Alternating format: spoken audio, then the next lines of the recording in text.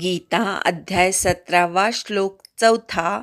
यजन्ते सात्विका देवान् यक्षरक्षांसि राजसाः प्रेतान् भूतगणांश्चान्ये यजन्ते तामसा जनाः. यजन्ते ज नंतरचा न आलाय तो जोडाक्षर नाही, अनुस्वाराचा न झालाय, त्यामुळे जवर आघात येणार नाही. यजन्ते सात्विका, सा पूर्ण म्हणायचा, नंतर अर्धा तचा उच्चार ऐकू आला पाहिजे. सात्विका देवान, अर्ध्या न पर्यंत जायचं. यक्षरक्षांसी, य आणि र वर आघात घ्यायचा, क्षावरच्या अनुस्वाराचा उच्चार करायचा. यक्षरक्षांसी राजसाहा प्रेतान भूतगणांश्चान्ये, नावरच्या अनुस्वाराचा उच्चार करायचा. गणांश्चान्ये, चा पूर्ण म्हणायचा. यजन्ते तामसा जनाः. यजन्ते सात्विका देवान् यक्षरक्षांसि राजसाः. यजन्ते सात्विका देवान् यक्षरक्षांसि राजसाः. यजन्ते सात्विका देवान् यक्षरक्षांसि राजसाः. यजन्ते सात्विका देवान् यक्षरक्षांसि राजसाः. यजन्ते सात्विका देवान् यक्षरक्षांसि राजसाः प्रेतान् भूतगणांश्चान्ये यजन्ते तामसा जनाः. प्रेतान् भूतगणांश्चान्ये यजन्ते तामसा जनाः. प्रेतान् भूतगणांश्चान्ये यजन्ते तामसा जनाः. प्रेतान् भूतगणांश्चान्ये यजन्ते तामसा जनाः. प्रेतान् भूतगणांश्चान्ये यजन्ते तामसा जनाः. यजन्ते सात्विका देवान् यक्षरक्षांसि राजसाः. प्रेतान् भूतगणांश्चान्ये यजन्ते तामसा जनाः. संधि विग्रह. यजन्ते सात्विकाः देवान् यक्षरक्षांसि राजसाः प्रेतान् भूतगणान् च अन्ये यजन्ते तामसाः जनाः. यजन्ते म्हणजे पूजन करतात. सात्विकाः म्हणजे सात्विक लोक किंवा सात्विक पुरुष. देवान म्हणजे देवतांची. यक्षरक्षांसी म्हणजे यक्ष आणि राक्षस यांची. हा सामासिक शब्द आहे. यक्षः च रक्षांसी च एतेषां समाहारः. समाहार द्वंद्व होतो. यक्ष रक्षसः आणि त्याच्यापासून पुढे द्वितीया बहुवचन झालं. यक्ष रक्षांसी. राजसाः म्हणजे राजसी लोक. प्रेतान म्हणजे प्रेत इत्यादी. भूतगणान म्हणजे भूतगणांची. हा देखील सामासिक शब्द आहे. भूतानां गणाः भूतगणाः. षष्ठी तत्पुरुष समास होतो. च म्हणजे आणि. अन्ये म्हणजे दुसरे काही. यजन्ते म्हणजे पूजन करतात. तामसाः म्हणजे तामस लोक. जनाः म्हणजे लोक. अन्वय. सात्विकाः देवान् यजन्ते राजसाः यक्षरक्षांसि अन्ये तामसाः जनाः प्रेतान् च भूतगणान् यजन्ते. सात्विक पुरुष देवतांची पूजा करतात. राजस पुरुष यक्ष राक्षस यांची पूजा करतात. अन्य तामस पुरुष प्रेत आणि भूतगणांची पूजा करतात. शास्त्र माहिती नाही पण श्रद्धा आहे. स्वाभाविक श्रद्धा आहे. ती स्वाभाविक श्रद्धा सात्विक, राजस आणि तामस असते. आता आपली स्वाभाविक श्रद्धा कुठली आहे ते ओळखण्यासाठी या श्लोकाची खूण घ्यायची. सात्विक लोक जे आहेत ते देवतांची पूजा करतात. अर्थात देव कुणाला म्हणायचं? वैदिक देवता ज्या सांगितलेल्या आहेत 33 प्रकारच्या, त्या वैदिक देवता म्हणजे देव आहेत. आणि देव ही संकल्पना अगदी सोपी आहे, आपण तिला उगाचच गुंतागुंतीची करून ठेवलेली आहे. देव म्हणजे काय? देतो तो देव. आईने जन्म दिला म्हणून आई देव. वडिलांनी आपल्याला जन्म घालण्यासाठी बीज दिलं स्वतःकडून म्हणून ते देव. राष्ट्रांनी आपल्याला संरक्षण दिलं म्हणून राष्ट्र हा देव. नातेवाईकांनी कळत नकळत आपल्याला संस्कार दिले म्हणून ते देव. अशा प्रकारे ज्यांच्याकडून आपण काही ना काहीतरी शिकलेलो आहोत ते सगळे आपल्यासाठी देव असतात. आणि अशा देवतांची पूजा करणं हा सात्विक माणसाचा स्वभाव असतो. आता पूजा करायला जायचं, शाळेनी आपल्याला ज्ञान दिलं, शाळेची पूजा करायची म्हणजे काय? शाळेला हार घालायचा, गंध फुलं व्हायची, असं पूजन आहे का? तर पूजन म्हणजे खरं पूजन कुठलं? तर जे आपल्याला मिळालेलं आहे ते दुसऱ्यांना वाटणं हे खरं पूजन आहे. जे जे काही भगवंतानी आपल्याला दिलेलं आहे ते स्वतःकडे साठवून न ठेवता त्याचा योग्य किंवा सन्मार्गाने उपयोग करणे हे खरं पूजन आहे. गुरूंनी ज्ञान दिलं, ते ज्ञान वाटायचं म्हणजे ते ज्ञान वाढतं. आपल्याकडे धन आहे, त्या धनाचा सुद्धा सदुपयोग करायचा म्हणजे धन सुद्धा वाढतं. अनेकांनी आपल्याला प्रेम दिलेलं असतं, ते प्रेम सुद्धा वाटायचं. अगदी सामान्यातल्या सामान्य व्यक्तीवर सुद्धा प्रेम करता आलं पाहिजे. खरं तर प्रेम हा संपूर्ण समाजाला एकसंध ठेवणारा दुवा आहे. त्यामुळे प्रेम सुद्धा दिल्याने वाढतं. तुम्ही जितक्या लोकांवर प्रेम करता त्याच्या तितके पट आपल्यालाही प्रेम मिळतं. अशा प्रकारे ज्यांनी ज्यांनी जे जे दिलेलं आहे ते लक्षात ठेवणे आणि त्याची परतफेड म्हणून किंवा त्यांच्या ऋणातून उतराई होण्यासाठी कृतज्ञता म्हणून जे जे आपल्याला मिळालेलं आहे ते वाटणे हे खरं पूजन आहे. गीता आपल्याला आपल्या गुरूंनी शिकवली. आता ती स्वतःपुरती मर्यादित ठेवायची नाही किंवा शंकराचार्यांकडनं बक्षीस मिळवण्यापुरती मर्यादित ठेवायची नाही. आधी स्वतः उत्तमातली उत्तम आत्मसात करायची आणि नंतर ज्यांना ज्यांना शिकण्याची इच्छा आहे त्यांना ती शिकवायची. हेच गीतारूपी देवाचं पूजन झालं. अशा जेवढ्या म्हणून देवता आहेत आपल्याला जन्मापासून कळत नकळत अनेक लोकांनी अनेक प्रकारे काय काय दिलेलं असतं. त्या सर्वाची परतफेड करणं हे खरं पूजन आहे. गीतेचं पुस्तक घ्यायचं, त्याला हळदी कुंकू गंध अक्षत फूल वाहायचं म्हणजे गीतेची पूजा नाही, तर गीतेचे विचार आत्मसात करायचे आणि गीतेच्या सांगण्यानुसार वागायचं हे खरं गीतेचं पूजन. प्रत्यक्षात तुम्ही ग्रंथपूजन कराच, तोही एक लाक्षणिक भाग आहेच. पण खरं पूजन कुठलं?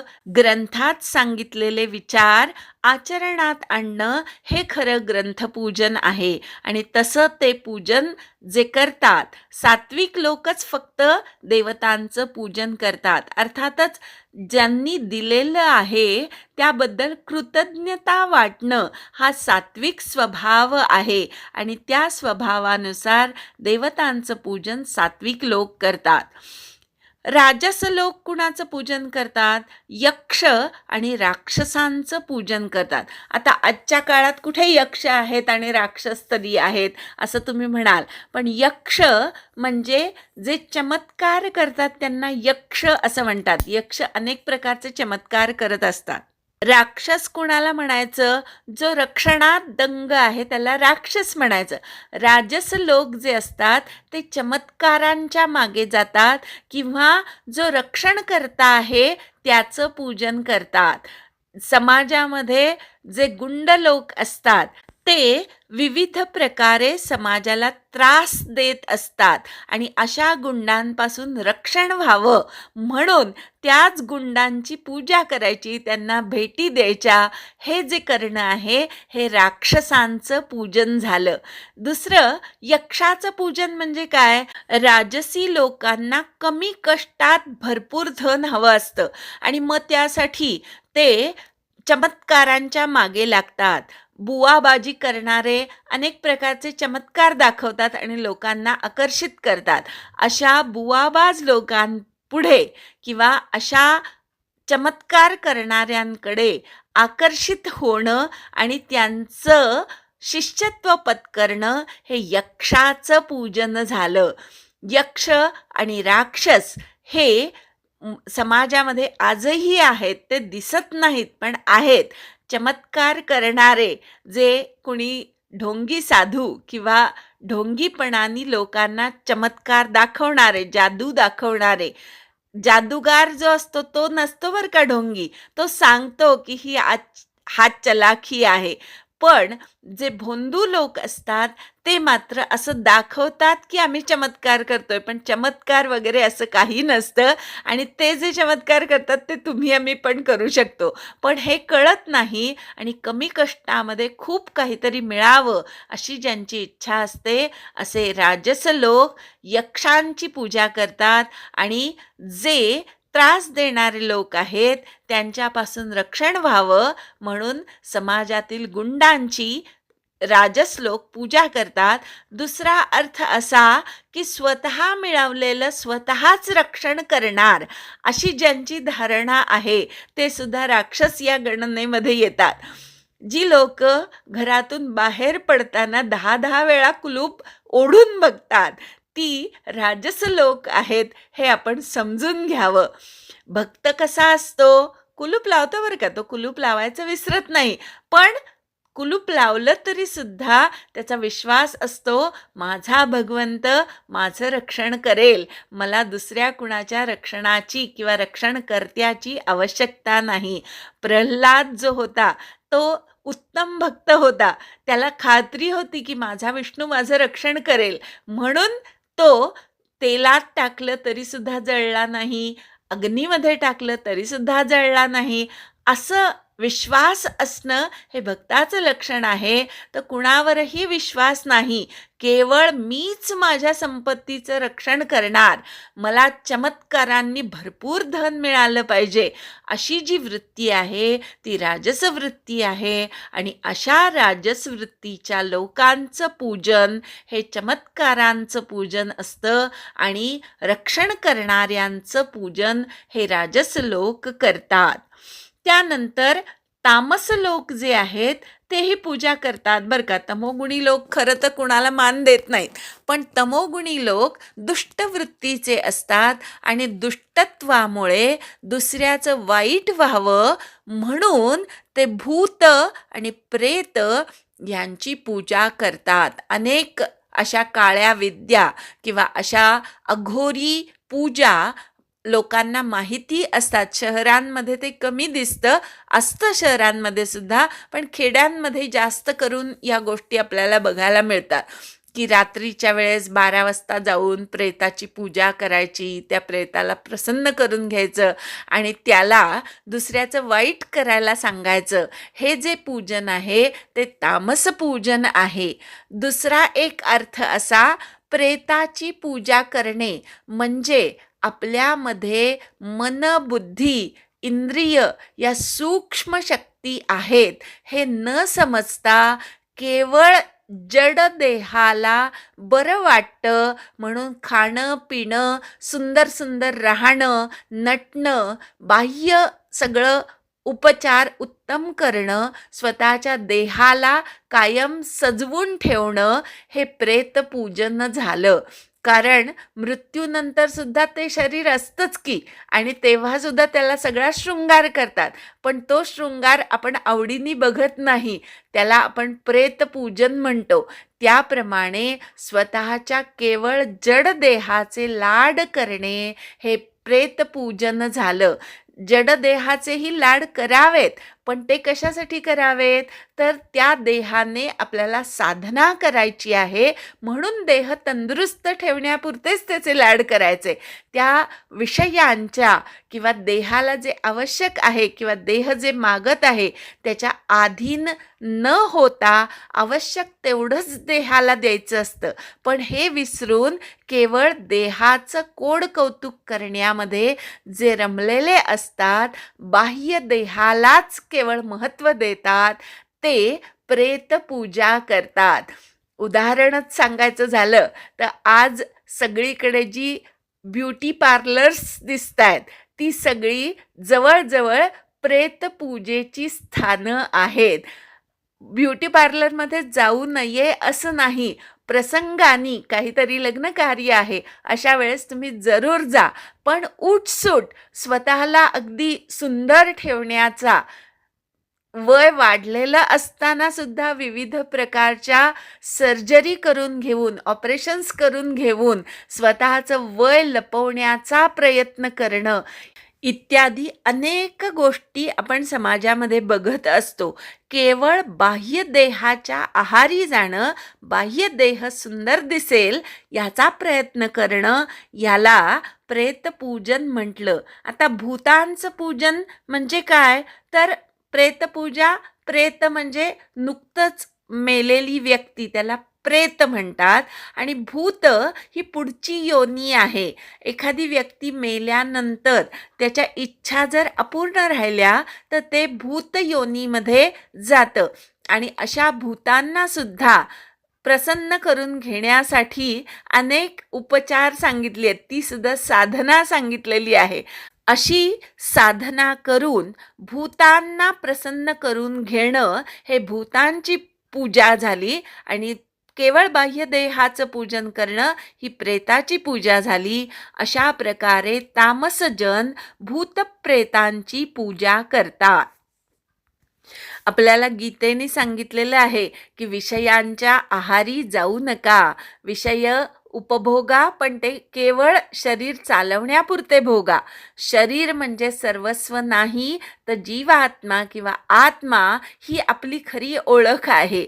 ती आपल्यातली सूक्ष्म ओळख विसरून जाणे आणि केवळ देहाला महत्त्व देणे हे तामस वृत्तीचं लक्षण आहे. आणि असे तामस लोक भूतप्रेतांची पूजा करतात असं भगवंत या श्लोकामध्ये सांगतात. आपली स्वभावजा श्रद्धा कशी आहे ते माणसांनी ओळखायचं आणि त्या स्वभावजा श्रद्धेला शास्त्रजा श्रद्धा करायची. तुम्ही जर तामस श्रद्धेने युक्त असाल, केवळ देहाला महत्त्व देत असाल, तर आता त्याच्या पुढे जायचं आणि कुटुंबाला, समाजाला महत्त्व द्यायला लागायचं. हळूहळू समाजासाठी, कुटुंबासाठी काहीतरी करायला लागायचं.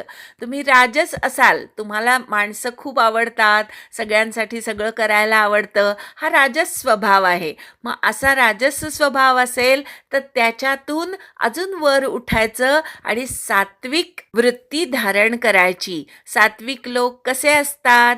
तर देवतांचं पूजन करतात. त्यांच्याबरोबर लक्षात असतं कुणी मला काय काय दिलेलं आहे आणि त्याची परतफेड करणं हे देवतांचं पूजन. म्हणजेच आपलं मन मोठं करायचं, कृतज्ञ राहायचं सगळ्या गोष्टीच्या बाबतीत. कृतज्ञ या शब्दाचा अर्थ ज्याने जे केलेलं आहे ते जाणणारा. ज्ञहा म्हणजे जाणणारा, कृत म्हणजे केलेलं. दुसऱ्यांनी आपल्यासाठी काय काय केलेलं आहे हे जाणणं म्हणजे कृतज्ञ होणं. आणि सात्विक लोक कृतज्ञ असतात. तसं कृतज्ञ राहून देवतांचं पूजन करायचं. तमोगुणातून उठून रजोगुणामध्ये स्थिर व्हायचं, रजोगुणातूनही उन्नत होऊन सत्वगुणामध्ये स्थित व्हायचं आणि सत्वगुणातूनही ओलांडून, सत्वगुणाला सुद्धा ओलांडून भगवत प्राप्ती करून घ्यायची. हे आपल्याला पुढे पुढे येणारच आहे. आजचा श्लोक म्हणूया आणि थांबूया. यजन्ते सात्विका देवान् यक्षरक्षांसि राजसाः प्रेतान् भूतगणांश्चान्ये यजन्ते तामसा जनाः. हरि ओम तत्सत्.